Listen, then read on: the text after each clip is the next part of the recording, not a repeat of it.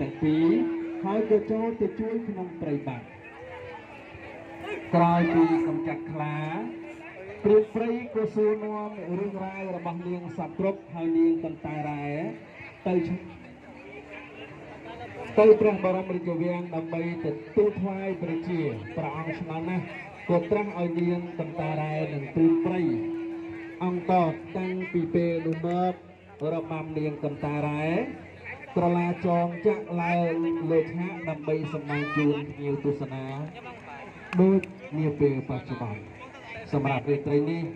ពីមន្ទីរវប្បធម៌និងវិចិត្រសិល្បៈឯករាជ្យភ្នំពេញ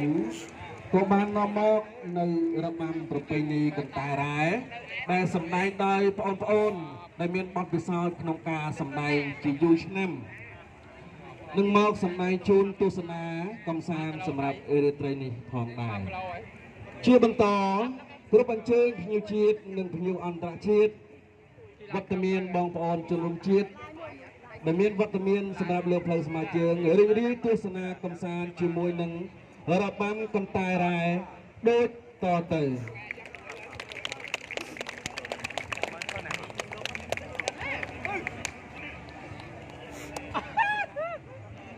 ហើយនោះ